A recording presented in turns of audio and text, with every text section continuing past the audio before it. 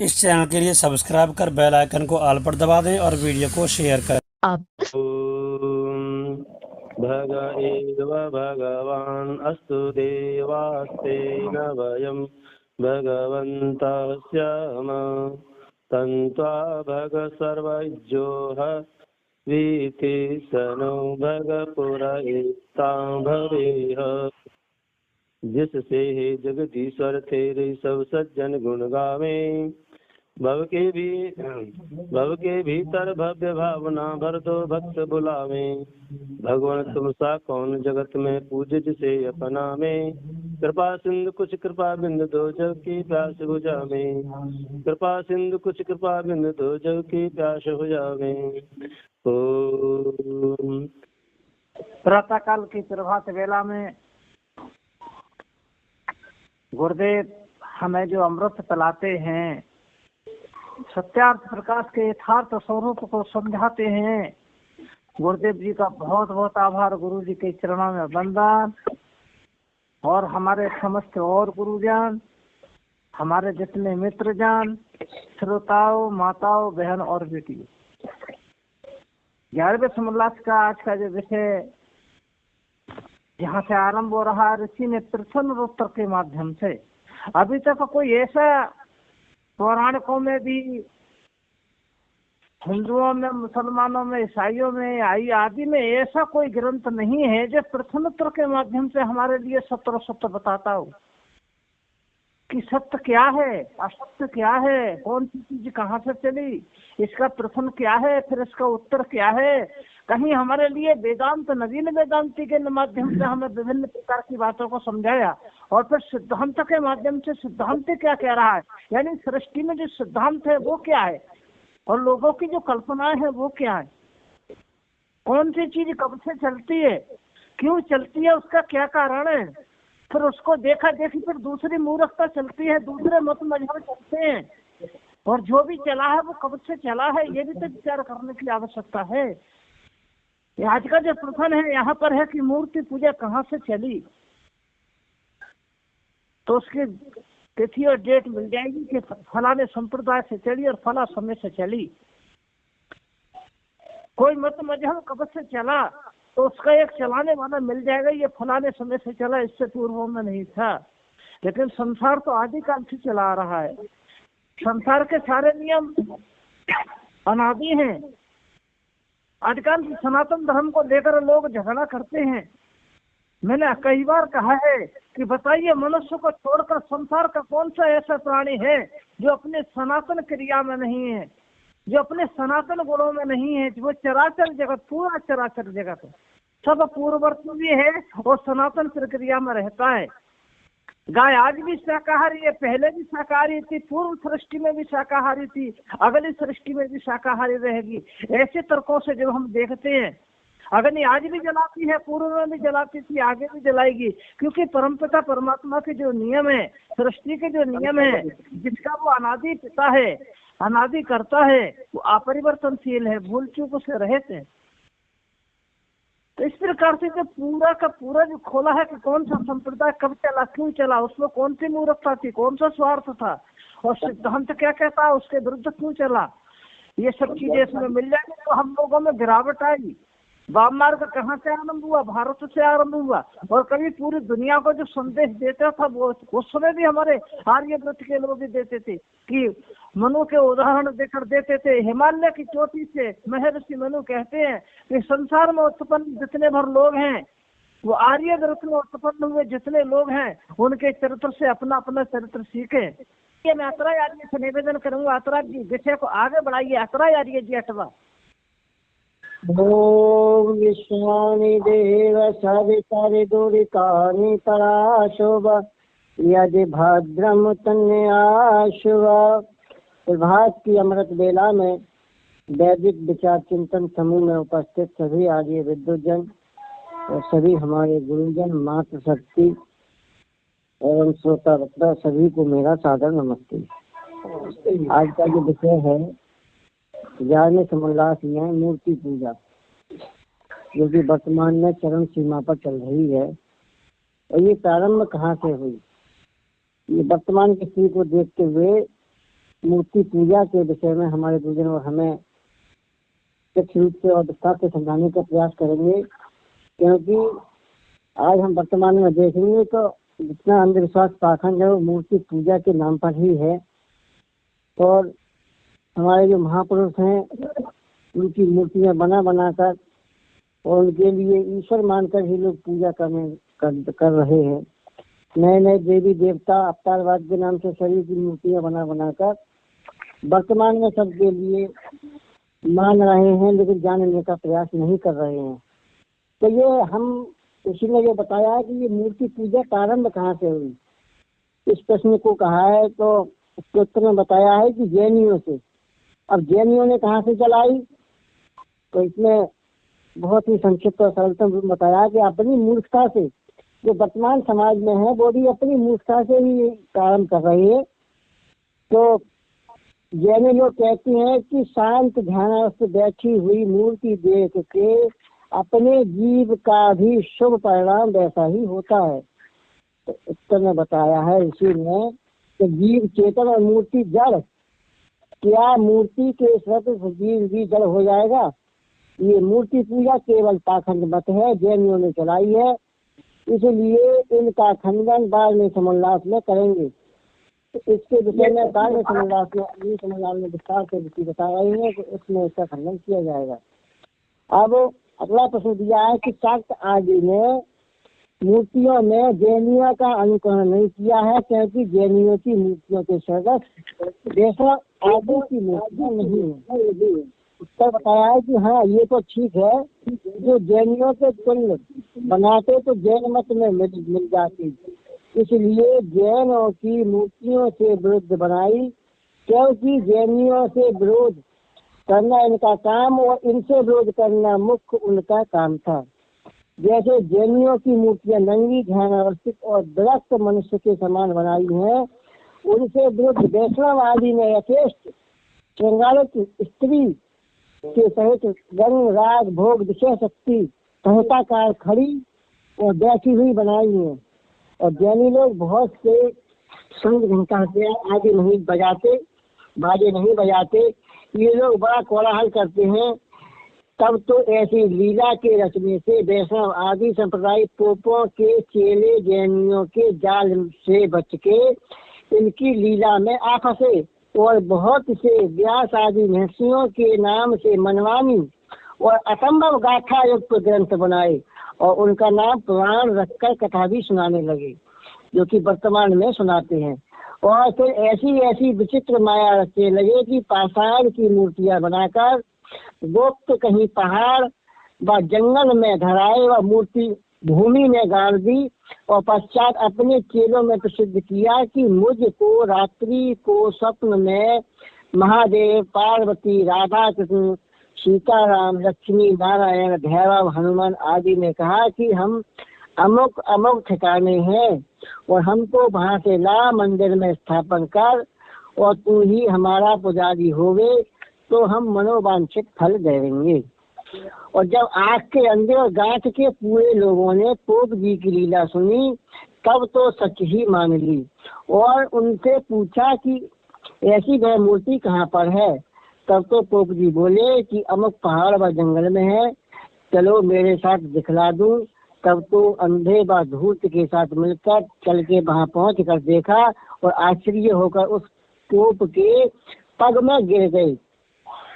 कहा कि हम आपके ऊपर इस देवता की बड़ी ही कृपा है, अब आप ले चलिए, हम मंदिर बनवा देंगे और उसमें इस देवता की स्थापना कर आपकी पूजा करना, आप ही पूजा करना और हम लोग भी इस प्रकार की देवता के दर्शन पर्शन करके मनोवांछित फल पावेंगे। इसी प्रकार जब एक ने लीला रखी तब तो उसको देखकर सब पोप लोगों ने अपनी जीविका के छल कपट में मूर्तियां स्थापन की। अब अगला प्रश्न दिया है परमेश्वर के विषय में कि जब परमेश्वर निराकार है वह ध्यान में नहीं आ सकता, इसलिए अवश्य मूर्ति होनी चाहिए। और भला जो कुछ भी नहीं करे तो मूर्ति के सम्मुख जाके हाथ जोड़कर परमेश्वर का स्मरण करते और नाम लेते हैं, तो इसमें क्या हानि है? तो इसका समाधान ऋषि ने बहुत ही सुंदर रूप में बताया है कि जब परमेश्वर निराकार है, सर्वव्यापक है, तब उसकी मूर्ति ही नहीं बन सकती। और जो मूर्ति के दर्शन मात्र से परमेश्वर का स्मरण हो गए तो परमेश्वर के बनाए पृथ्वी, जल, अग्नि, वायु, वनस्पति आदि अनेक पदार्थ जिनमें ईश्वर ने अद्भुत रचना की है, क्या ऐसी रचना है तो पृथ्वी, पहाड़ आदि परमेश्वर रचित महामूर्तियां कि जिन पहाड़ आदि से वे मनुष्यकृत मूर्तियां बनती हैं, उनको देखकर परमेश्वर का स्मरण नहीं हो सकता। जो तुम कहते हो कि मूर्ति के देखने से परमेश्वर का स्मरण होता है, तो ये तुम्हारा कथन सर्वथा मिथ्या है। और जब वह मूर्ति सामने न होगी तो परमेश्वर के स्मरण न होने से मनुष्य एकांत पाकर चोरी, जारी आदि कुकर्म करने में प्रवृत्त भी हो सकता है, क्योंकि वह जानता है कि इस समय यहाँ मुझे कोई नहीं देखता, इसलिए वह अनर्थ करे बिना नहीं चूकता। इत्यादि अनेक दोष पाषाण आदि मूर्ति पूजा करने से सिद्ध होते हैं। अब देखिए, जो पाषाण आदि मूर्तियों को न मानकर सर्वथा सर्वव्यापक, सर्व अंतर्यामी, न्यायकारी परमात्मा को सर्वत्र जानता और मानता है, वह पुरुष सर्वत्र सर्वदा परमेश्वर को सबके बुरे भले कर्मों का रिश्ता जानकर एक क्षण मात्र भी परमात्मा से अपने को पृथक न जान के कुकर्म करना तो कहाँ रहता है, किंतु मन में कुछ इच्छा भी नहीं कर सकता, क्योंकि वह जानता है जो मैं मन, वचन और कर्म से कुछ भी बुरा काम करूंगा तो इस अंतर्यामी के न्याय से बिना दंड पाए कदापि ना बचूंगा। और नाम स्मरण से कुछ भी फल नहीं होता, जैसा कि मिश्री मिश्री कहने से मुंह मीठा और नीम नीम कहने से कड़वा नहीं होता, किंतु जीव के चाखने से ही मीठा व कड़वापन जाना जाता है। अब क्या नाम लेना सर्वथा मिथ्या है, जो सर्वत्र प्राणों में नाम स्मरण का बड़ा महत्व लिखा है। अब नाम लेने की तुम्हारी रीति उत्तम नहीं, जिस प्रकार तुम नाम स्मरण करते हो वह रीति झूठी है। अगला प्रश्न दिया है कि हमारी रीति कैसी है, तो ऋषि ने बताया है कि वेद विरुद्ध है। तो भला अब आप हमको वेदों नाम स्मरण की रीति बताइए।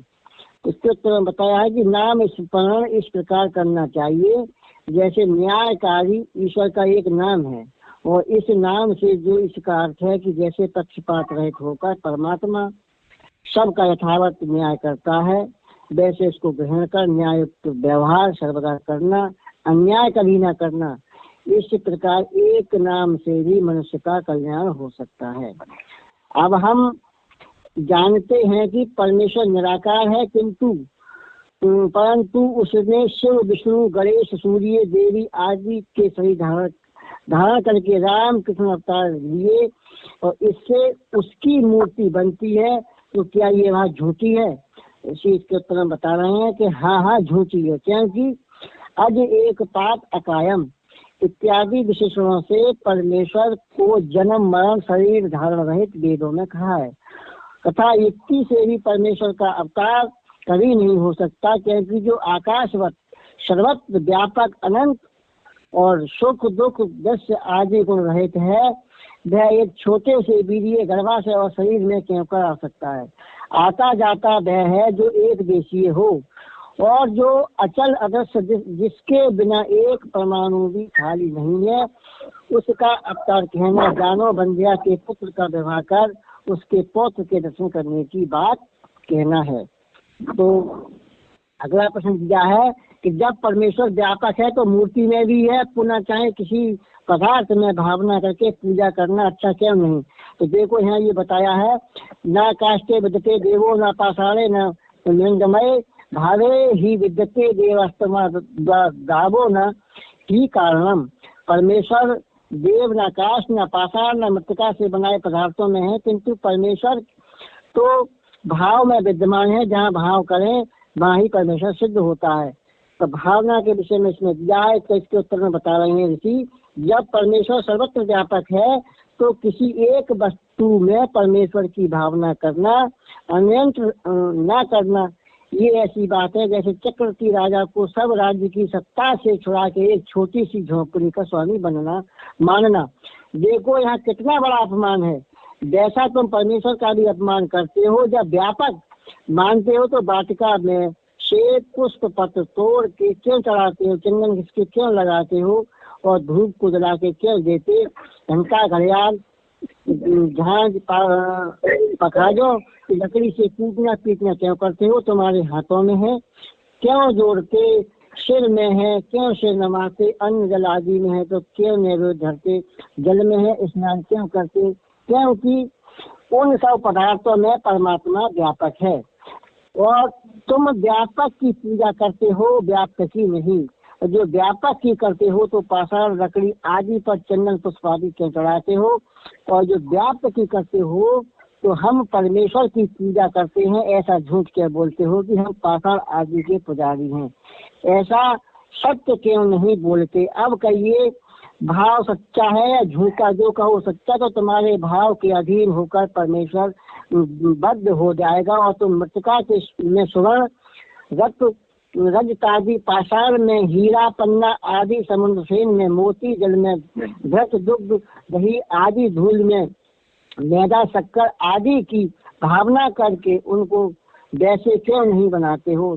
तुम लोग दुख की भावना कभी नहीं करते और वह क्यों होता, और सुख की भावना सदैव करते हो वह क्यों नहीं प्राप्त होता। अंधा पुरुष नेत्र की भावना करके क्यों नहीं देखता, और मरने की भावना नहीं करते क्यों मर जाते हो। इसलिए तुम्हारी भावना सच्ची नहीं, क्योंकि जैसे में वैसी करने का नाम भावना कहते हैं।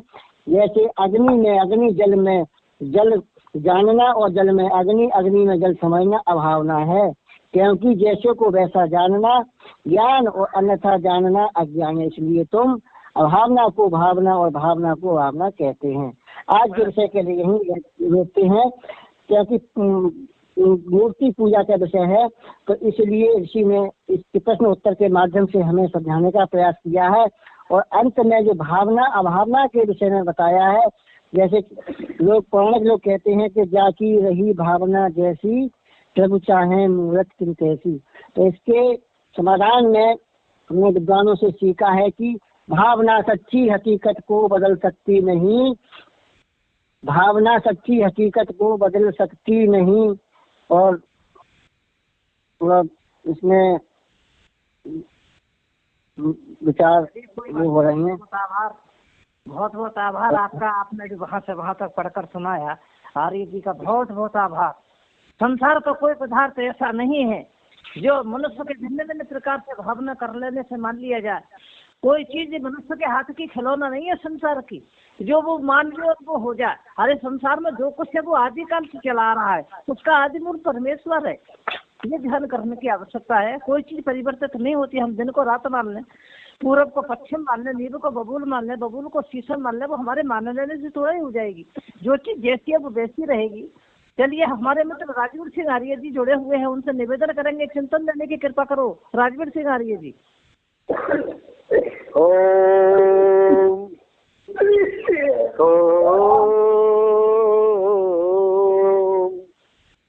राधाकालीन सभा के संचालक महोदय एवं सभा के सभाध्यक्ष महोदय, गुरु जी और सभी सम्मान और के साथ गुरुजन, विद्वान जन, मातृशक्ति और पुण्यात्मा के रूप में श्रोता जनों को मेरी ओर से आभार व्यक्त और सादर नमस्ते। आज का विषय चल रहा है कि हम अगर भावना के अनुसार मान लें कि वह वस्तु वस्तु नहीं हो सकती। यहाँ दो प्रकार की वृत्तियां हैं। एक वृत्ति है विकल्प वृत्ति, जो कि अवस्तु में वस्तु का भान करना। कोई वस्तु नहीं है लेकिन हम उसमें मान लेते हैं। प्रत्यक्ष में बिल्कुल कुछ भी नहीं है लेकिन हम मान रहे हैं कि वो वस्तु अब अप्रत्यक्ष में है। अप्रत्यक्षता का भान करना ये विकल्प वृत्ति कहलाती है। और जब मूर्ति की बात है कि मूर्ति में क्यों नहीं मान लेते, तो संयोग वहां होता है जहां दो सत्ताएं होती हैं। मैं जो हूँ वो शरीर में हूँ, मैं सामने वाली मूर्ति में नहीं हूँ। ईश्वर मूर्ति में भी है और मेरे में भी है। यहाँ जो दूरी है वो न देश की दूरी है न काल की दूरी है, यहाँ केवल ज्ञान की दूरी है। सामने वाली मूर्ति में जीवात्मा नहीं है, ईश्वर व्यापक है। अगर हम मूर्ति को ईश्वर मान लें तो फिर अपने को ही ईश्वर क्यों न मान लें? हम कि हर चीज को ईश्वर मान सकते हैं। जब ईश्वर सर्व व्यापक है तो मूर्ति में ही क्यों, हर वस्तु में व्यापक है। हर वस्तु तो ईश्वर नहीं हो जाती। मैं अपने को भी ईश्वर मान सकता हूँ तो मेरे में व्यापक है, तो फिर मुझे पूजा उपासना की क्या आवश्यकता रह गई? इसलिए भावना जो है, विकल्प वृत्ति जो है वो बता रही है कि हम संयोग वहाँ होगा जहाँ दो होंगे। मेरे में शरीर में व्यापक है, ईश्वर है, सर्व व्यापक है और जीवात्मा भी है। जब जीवात्मा में व्यापक का संबंध ईश्वर से है तो दूरी बिल्कुल भी नहीं है, बिल्कुल निकट है और व्यापक है। सिर्फ दूरी ज्ञान की है। ज्ञान की दूरी समाप्त होते ही ईश्वर प्रत्यक्ष सिद्ध है। ज्यादा ना कहकर अपनी वाणी को विराम देते हुए इति ओम श्याम। बहुत बहुत आभार आर्य जी का। अधिकांश बोला जाता है अविद्या अंधकार, पीछे हम पढ़े आए। विपरीत ज्ञान का नाम अविद्या है। अविद्या 4 प्रकार की होती है, यानी जो विपरीत है वो अविद्या है। कुछ का कुछ मान लेना। तो जो विपरीत ज्ञान का अविद्या अंधकार वर्तमान में चल रहा है, हजारों प्रकार के मतांतरों के रूप में, ये जो अविद्या है ये क्या है? ये विपरीत ज्ञान का अंधकार है। सृष्टि में कभी अंधकार नहीं होता। जो वस्तु जो है वो वही बनी रहती है आदिकाल से। और किसी सर्वदेशीय को एक देशीय मान लेना, ये विपरीत तो है ही।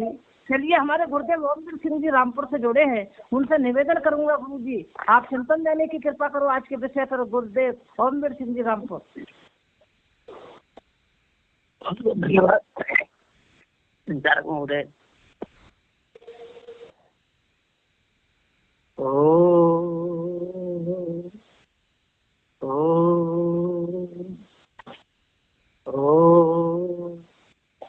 ओम अस्तु मा सद्गमय तमसो मा ज्योतिर्गमय मृत्योर्मामृतम गमय।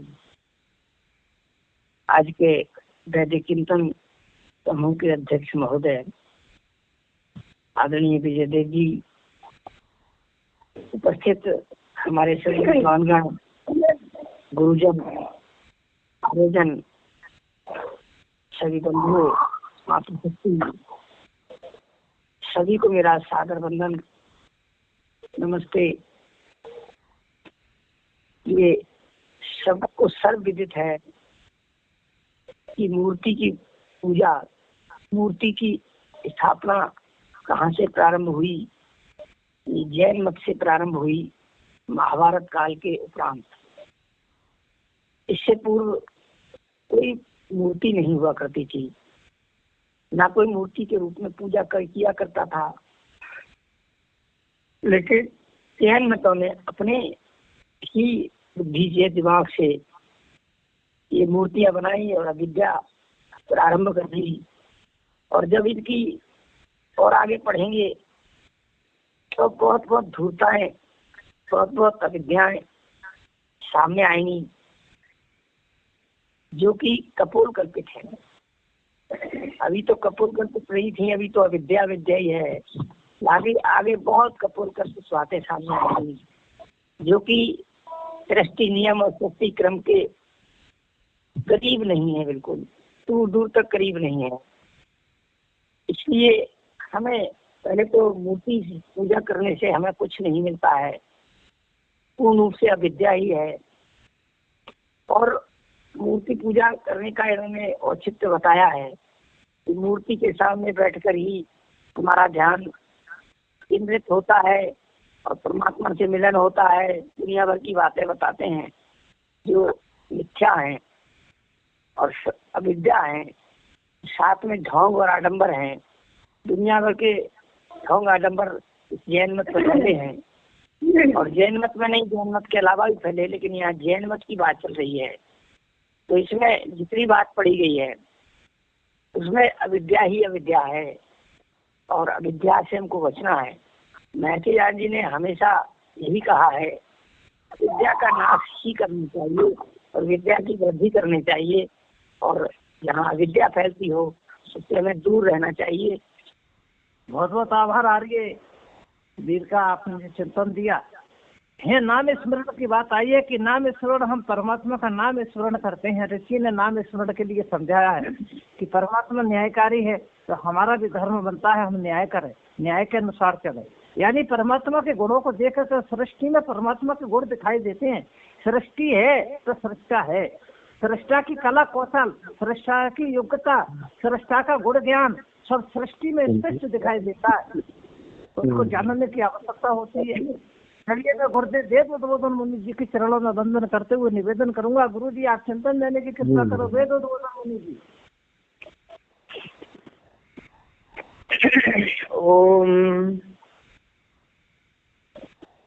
ओम अग्ने नयतु पथाराहे सानि देव वयुनानि विद्वानि मजूराणमेनो भूषान्ते नमो चिन्दिने।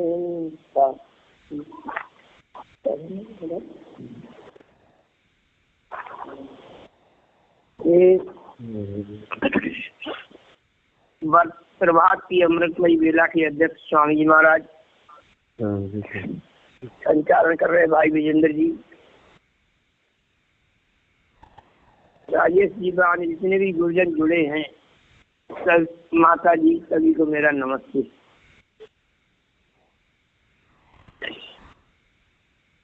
भाई मूर्ति को तो गढ़ता है ये आदमी, और फूलों को भगवान बनाता है तू। इस तरफ आदमी की है कारीगरी, उस तरफ सारे जगत का बिजाता है। आदमी की बनाई हुई कृति पर आपकी कृति कैसे चढ़ाया करूं? हे प्रभु मुझको इतना बता दो, कौन सी भेंट चरणों में लाया करूं?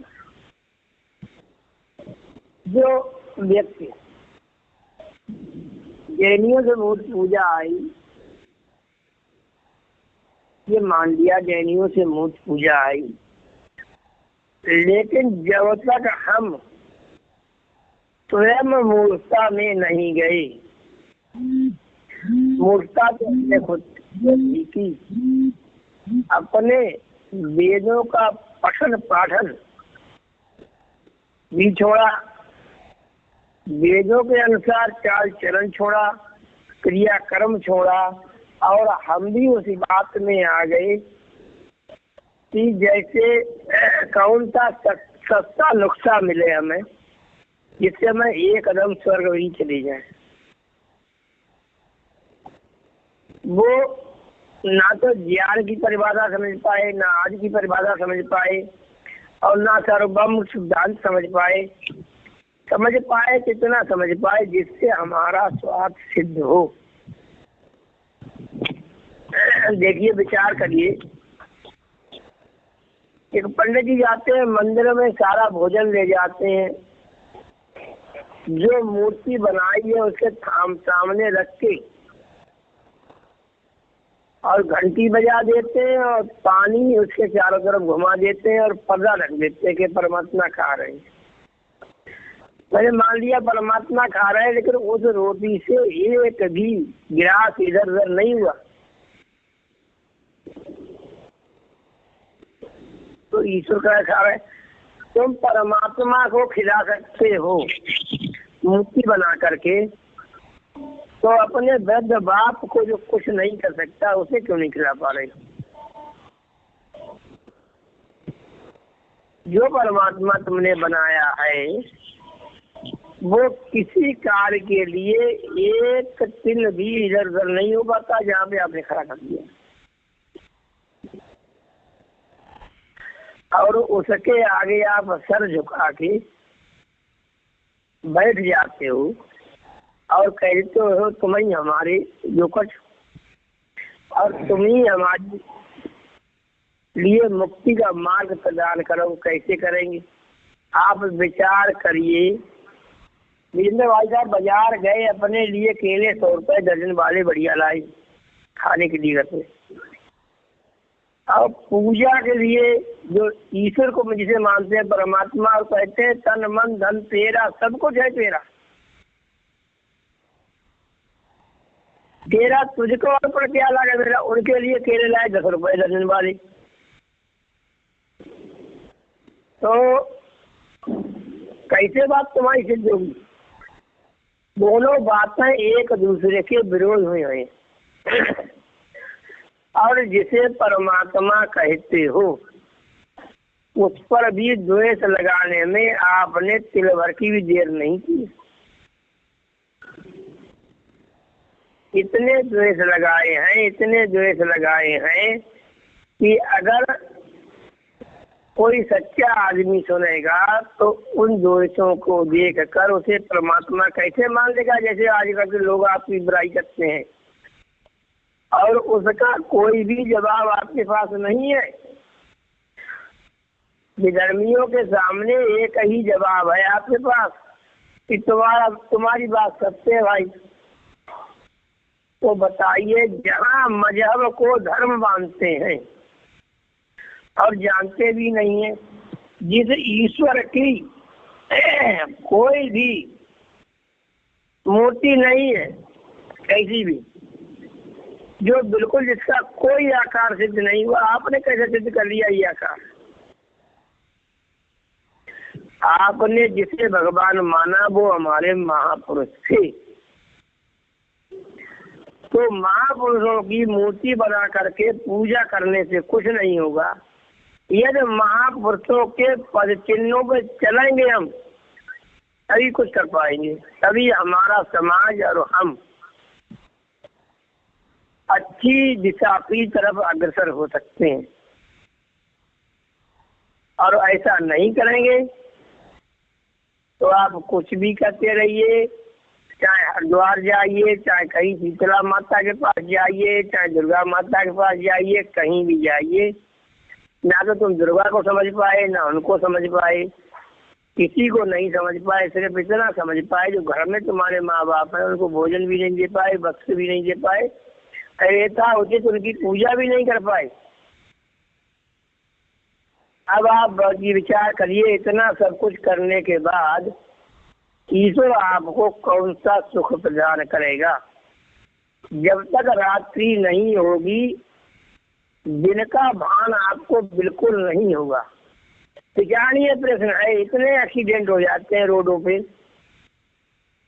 परमात्मा के आकाश में इतने तारामंडल हैं जिन्हें जलाने के लिए ईश्वर ने कोई तार नहीं बनाया है, आज तक किसी को नहीं दिखाई दिया, और न कोई खंबा।